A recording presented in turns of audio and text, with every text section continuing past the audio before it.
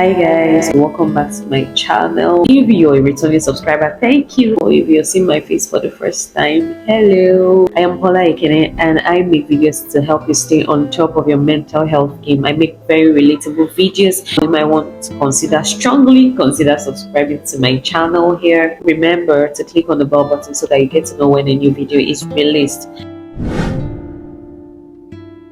So guys, I'll take you through 7 reasons why people do not seek help for mental health issues. So the first reason is basically lack of information or misinformation. I mean, in order to know that it is possible for something to be wrong, you need to know that these things exist and that there are ways that you can go about them. You need to know that there are different professionals that can take care of them. You need to also know that there are certain types, there are certain approaches, there are different approaches for different mental health challenges. If people do not know that mental illness exists or that a specific thing is a symptom of mental illness, or that there are professionals who use different mechanisms, or that there are different types of professionals that provide mental health counseling, support, and all of that, then they might likely not seek help because they're either not informed or they are misinformed. Second is mental illness might be seen as an omen, a taboo, or a curse. Certain terminologies that are used to describe mental health issues actually paints a picture of stigma, a derogatory picture of what mental illness is about. Words like madness, this person is mad, this person has gone nuts. People do not want to come forward because they don't want to be referred to as mad people, as insane people. Now, growing up in Nigeria, in some parts of Nigeria, there are situations where dramas and epic plays show us different types of repercussions for wrongdoing, especially in the African traditional setting where people run mad for doing what they're not supposed to do, such as stealing or killing people. So you see madness as a reward for doing bad things. So imagine that that's what people think, that here in this part of the world, when you lie, you run mad. When you steal, someone curses you for doing something wrong, you run mad. If they start having these symptoms or notice these things, they will not speak to anyone. They will rather keep it to themselves because they think that this madness is because of what they have done wrong. And so they don't get to seek help from health professionals who are supposed to help them. The third reason is fear of social exclusion, the stigma and the discrimination that comes with the mental health challenge. Now, I remember when I shared my postpartum experience. I will link it up here for you to have a recap or for you to watch for the first time if you have not seen it. It's actually making me smile because I received some backlash after sharing that video, and the reason for the backlash was because I was not supposed to share everything on social media. Like, you don't have to share everything to everyone. Yeah, I was like, I needed people to know that things like this happen, that as a postpartum mom, there are certain things that you will most likely experience. And I do not regret sharing that experience whatsoever, even up till today. Now, imagine that acquaintances or people who are probably close to you think that you should not share what you had as an experience that you think would teach people, or create awareness of a certain thing that exists, simply because they do not want you to be seen as someone who is ill or someone who was ill. There's been some sort of controversy on if people are going to be seen the same way they were seen before they owned up to their mental illness. Now, let me give an instance.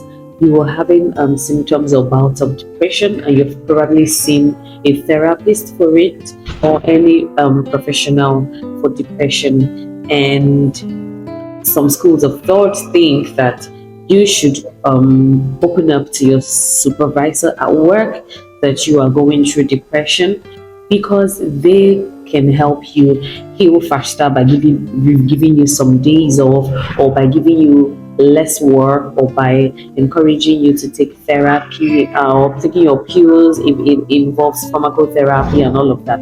Some others think that it is counterproductive, because if you tell your supervisor that you are going through depression, any little mistake at work will be attributed probably to your depression. And it might seem, in some other places, it might seem like you want to shy away from your responsibilities and you want to take cover with a mental illness. Some other people think that you will never be viewed as same person. They're going to be seeing you as someone having a lowered capacity and all whatnot. So you can imagine all of that postulates, that come with owning up to a mental illness. Now the next reason is fear. People are just afraid to speak up. They are afraid of the unknown. They are afraid of being judged. They are afraid of a lot of things. They are afraid. They are not sure if they are going to recover. They're just afraid of what's next. What's the next step? And so, when you see people who keep to themselves, they are worried. Okay, I'm probably going to be taking pills that will make me look fat. I'm probably going to be admitted in a health facility. I'm probably going to be rejected by family and friends. And then this fear overwhelms them and they don't really know what to do. They rather keep it to themselves. And, it keeps getting worse every day. So fear actually cripples people and prevents them from opening up on a mental illness. The next reason is lack of support. Now think about it.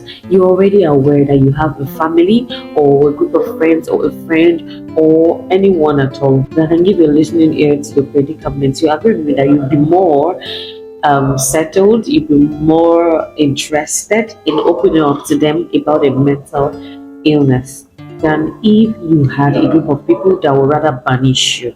In some communities where you have a mental illness, you're banished into the evil forest.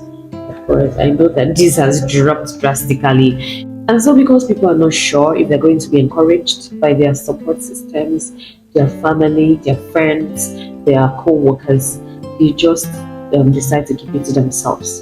And you know what that means for everyone. So if people are not sure that they're going to get support, or that they're all actually going to have a support system when they own up, then they just keep it to themselves. Now the next is doubt. When you speak to people in this part of the world, they are worried about certain things.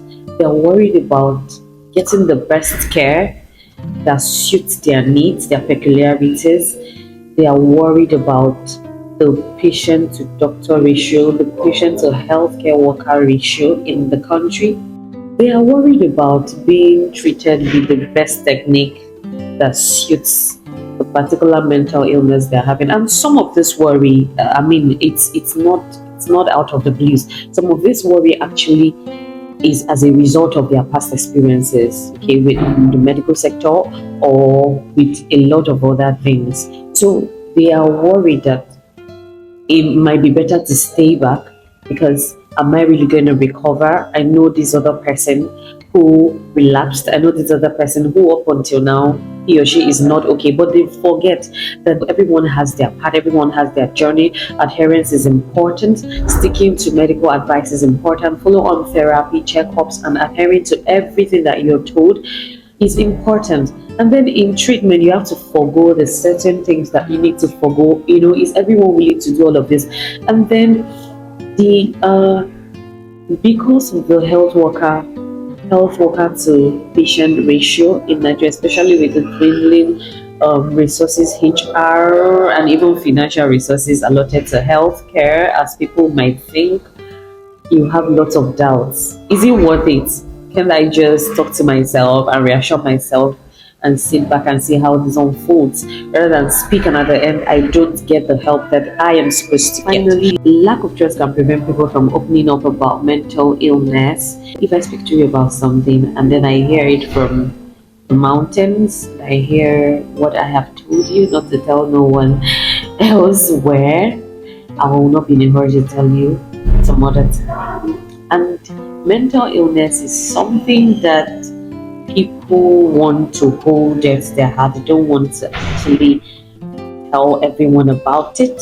And if people think that we cannot trust certain people with certain types of classified and confidential information, then they will definitely not be in a hurry to speak up to these people who would have, led them to where they will seek help. Because most people don't, they're not in a hurry to just go, just go to the health facilities.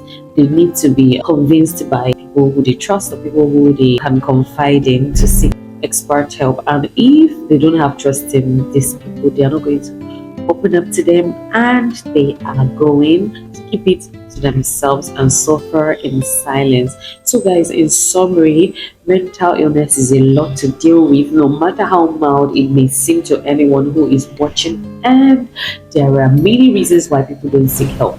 Why am I saying all of this? Now that you know, I think it's important that in your little corner, in your circle, spread awareness to people who care to listen to everyone as much as possible, that help is available. Actually, help is available.